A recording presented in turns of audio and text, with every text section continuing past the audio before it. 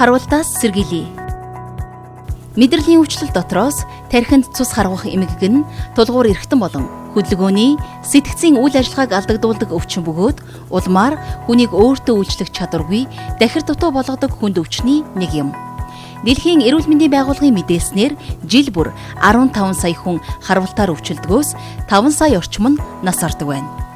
Дэлхийн хөгжилтэй орнуудад 100 мянган хүн амд дунджаар 100-аас 300 тохиолдол ноогдож байгаа бол Монголд 100 мянган хүн амд 290 тохиолдож үүнээс нас баралт 49% хүрч байгаа нь харвалтын давтамжаар дэлхийд өндөр өвчлөлтэй орны тоонд хамаарч байна.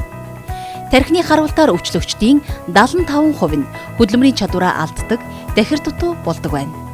Харвалтыг 1-р тархины цус харвалт, 2-р тархины цус хомсрох харвалт буюу шигдээс гэж хуваадаг. Хөгжилтэй орнуудын хувьд тархины шигдээс 80-аас 85% тохиолддог байна. Манай орны хувьд цус харвалт, тархины шигдээс нэгийг харьцах нь нэг байгаа нь артерийн даралт ихдэг эмгэгтэй хүмүүсийн эмчилгээ, хяналт сул, харвалтаа сэргийлэх арга хэмжээ хангалтгүй байгааг харуулж байна. Тархины харвалтын үндсэн шалтгаан нь 1-р артерийн даралт ихдэх өвчин, 2-р тархины судасны хатуурал буюу атеросклероз өвчнүүд болно. Атеросклероз буюу судасны ханны хатуурал гэж юу вэ? Атеросклероз буюу судас хатуурах өвчин нь артерийн судасны дотор ба дунд давхаргыг хамарсан өвөрмөц эмгэг өөрчлөлтөөр илэрдэг өвчин юм. Судасны хатуурсан хэсэгт нь нягтарч хатуурсан холестерин шигдэнэ. Үүнийг холестерины товруу гэнэ. Товруу нь цусны урсгалд саад учруулж эд эрхтний ишими буюу цус дутах ба гипокси буюу хүчил төрөгчийн хангамжийн хомслыг үүсгэнэ. Заримдаа товруугаар эсвэл түүнээс болж үүссэн тромбоор нүж судас бүрэн бүглэрсэн үед зүрхний шигдээс тархины цус харвалт мөчтийн үгчил болно. Атеросклерозоор өвчлөх эрсдлийг нэмэгдүүлдэг хүчин зүйлс. 45-аас дээш насны эрэгтэйчүүд, 55-аас дээш насны эмэгтэйчүүд, ялангуяа эрс цэвэрчсэн, эстроген эмчилгээ хийлгээгүй эмэгтэйчүүд, гэр бүлийн өвчлөлийн тухай асуумжид зүрхний шигдээс өвчин илэрх, архах тамхиталд, артерийн гипертон өвчин, чихрийн шижин, таргалалт, буруу хооллолт, хөдөлгөөний дутагдал зэрэг юм. Хан уул дүүрэг нь нийт 16 хороотой ба 164 мянган гаруй хүн амтай. Хан уул дүүргийн харвалттай болон даралт ихтэх зэрэг судасны шалтгаанд өвчтэй хүмүүсээс хөдөлмөрийн насны, хөдөлмөрийн чадвар алдагдaltaй хүмүүсийг эмнэлэг хөдөлмөр магадлалын комиссийн судалгаагаар 2016-аас 2018 оны байдлаар харуулвал 2016 онд хөдөлмөрийн чадвар алдагдaltaй хүний тоо 4358 байсан бол 2017 онд 4384, 2018 оны 9-р сарын байдлаар 4333 байна.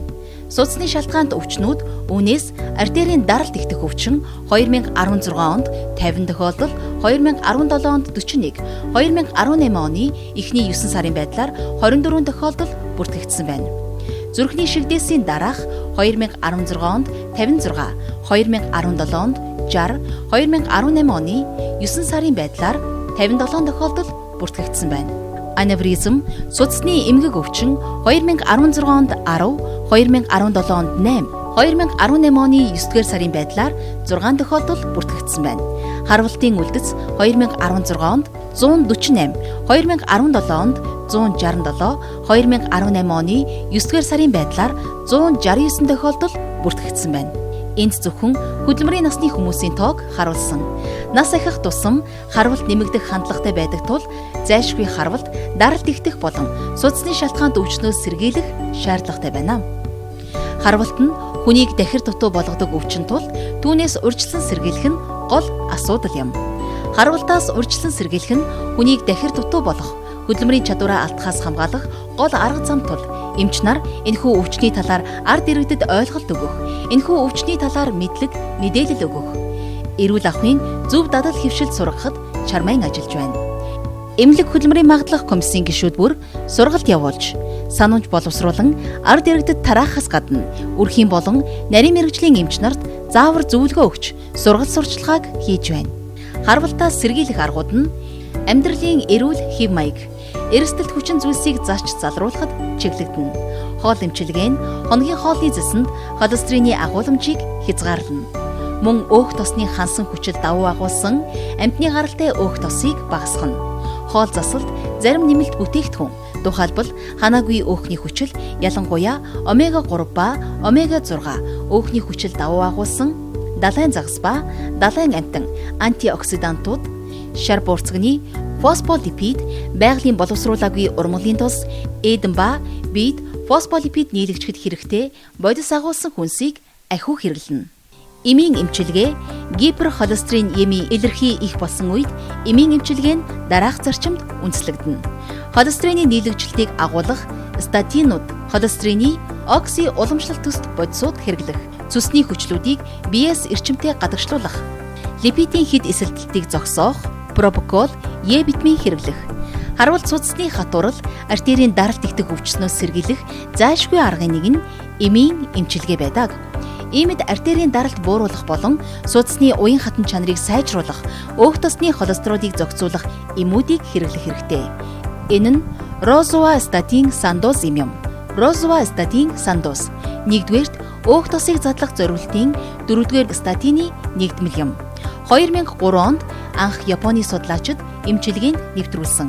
2-р розуастатин нь холестерины урьдал болох мевалоны хүчлийг сонгомлоор дарангуйлна. Улмаар бага нэгтрэлтэй липопротеид болон маш бага нэгтрэлтэй липопротеидийн нийлэгжилд саарна. 3.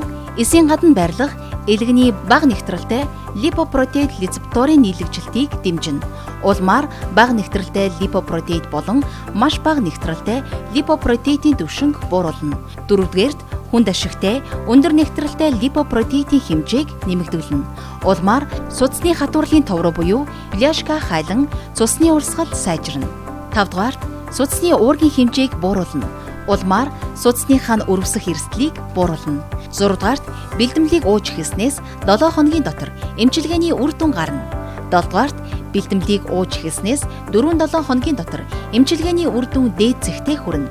Цаашид шаардлагатай түвшинд удаан хадгалагдана. Сүүлийн жилүүдэд атеросклерозыг уйггүй эмчилгээний үр дүнд, ялангуяа статинууд хэрэглэснээр фиброзон товрууны бүтэц тогтворж, тэдгээрийн дээд давхраанд бэхжиж, хорт товруунд шилжих нь багасах төдийгүй бүр эдгэрэх тийшээ хандах болсон гэж үзэж байна. Сүүлийн үеийн судалгаагаар судасны хатуурлын шалтгаантай тархины цус харвалт, зүрхний шигдээс нас баралт нь холестерины түвшингөөс бус, харин хэрэгжилж байгаа статины тунгаас шууд хамааралтай байдаг нь батлагдсан. Розуастатин сандоз нь хамгийн их судлагдсан статин бөгөөд судалгаанд нийт 170 мянган өвчтөн хамрагдсан. Эмчилгээний үр дүн олон төрлийн шинжилгээнээс гадна судас доторх эхогоор баталсан байна. Судалгааны үр дүнд розуастатин сандоз нь судасны буюу бляшканы товрууны хэмжээг багасгадаг, улмаар зүрхний шигдээс тархины цус харвалт, нас баралтыг бууруулдаг нь батлагдсан.